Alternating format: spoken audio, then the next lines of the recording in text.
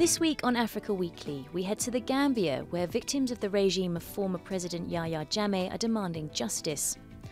Then we visit Ethiopia, where outdated beekeeping techniques are preventing the country's honey-making industry from taking flight.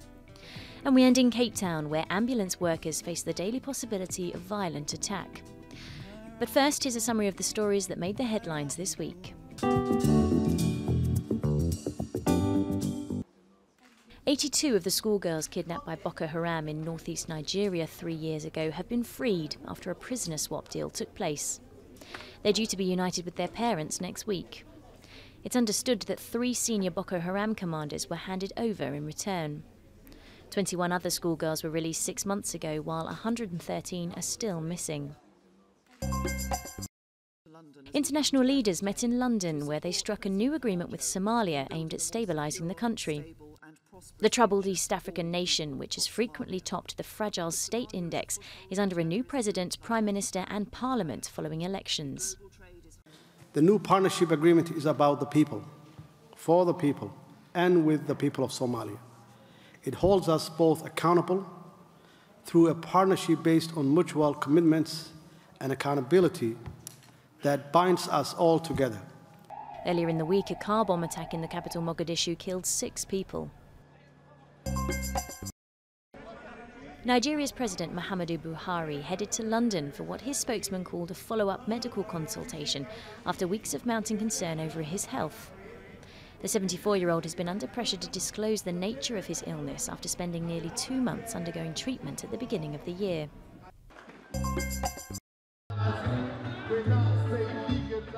Thousands of cannabis users marched through Cape Town calling for the drug to be legalised. This comes as the government prepares to appeal a court ruling which said arresting people for growing or using marijuana at home was a privacy infringement. Those in favour of legalisation say the plant should be used for medicinal and recreational purposes.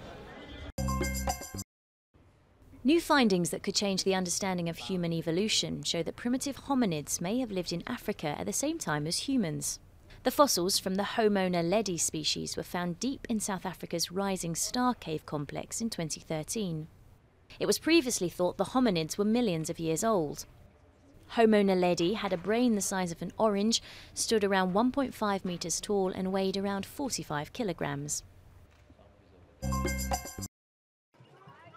People in the Ghanaian town of Winneba marched the annual Aboakia festival, where 2 groups take part in a hunting contest to catch a live bushbuck with their bare hands. They believe the fortunes of the town are linked to the group which brings the first live catch to the traditional ruler. The festival used to involve a human sacrifice.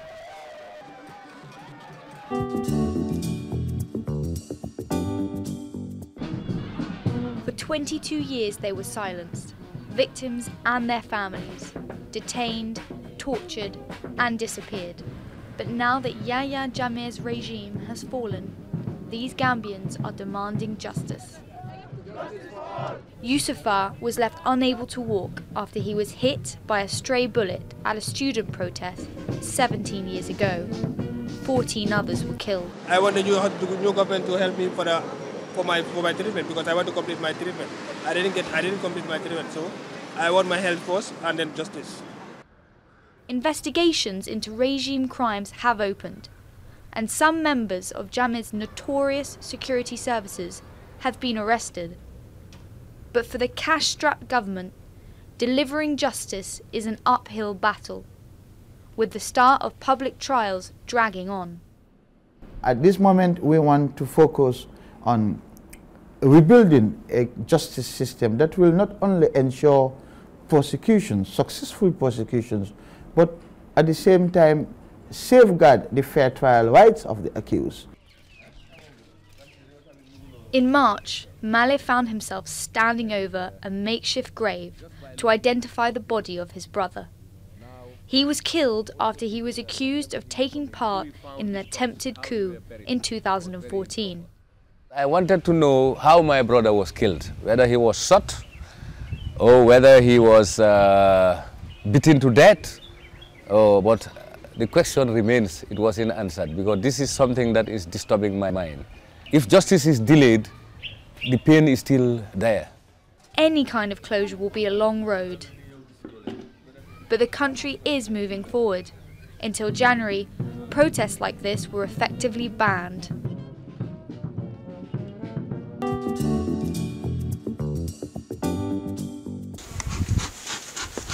Once upon a time, Alem was a poor Ethiopian farmer.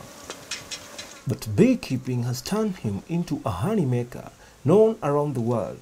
And there are hopes others could make a beeline to similar success. To improve honey production in the country, there should be modern training for beekeepers.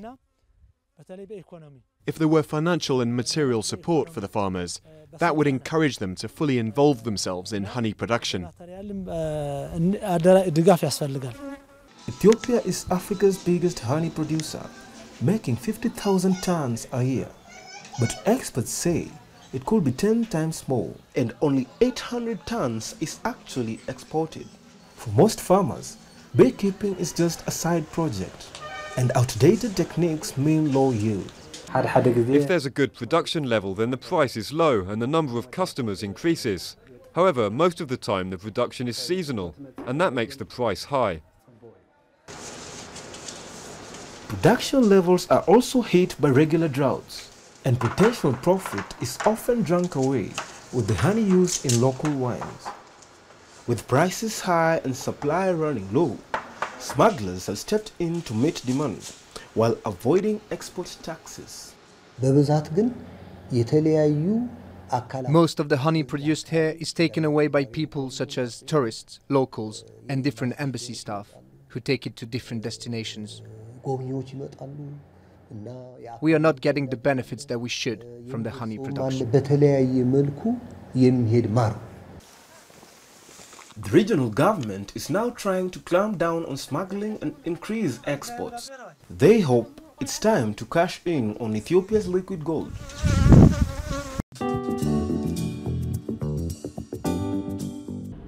Friday night in Cape Town, and ambulance workers Patricia and Simpiwe are on call in some of the city's most dangerous neighborhoods. The team was attacked last year while on duty, a growing problem. Now in some areas they're forced to travel with police escorts.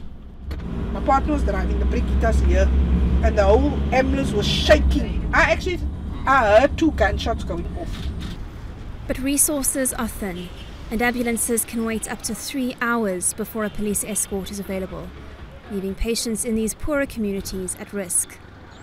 The concern is that by the time they reach the area of incident, it will be too late. It concerns us that it means people will lose their lives. There were over 100 attacks on ambulances last year, from stonings to armed robberies. Local government says traumatized workers are staying home from work, while others are requesting transfers to safer areas outside Cape Town. I'm losing staff. And we've lost a considerable number of staff to the private services who don't necessarily service these communities, to other provinces where the urban profile is not the same as the city of Cape Town, and so therefore it's safer to operate there. The police escorts were introduced last year, but in narrow streets and dark cul-de-sacs, they stay put in their vans, afraid to leave their vehicles. These guys are also in danger. They are not safe. They've been targeted for their guns. South Africa is blighted by poverty, unemployment and crime, with an average of 52 murders a day. But if the emergency services are stopped by high-crime no-go areas, then the country's most vulnerable people will only be more at risk.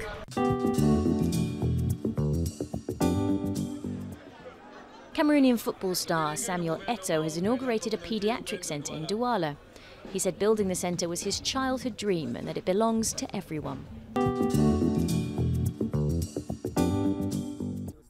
Next week we head to South Africa, where the sudden closure of mines has devastated entire communities.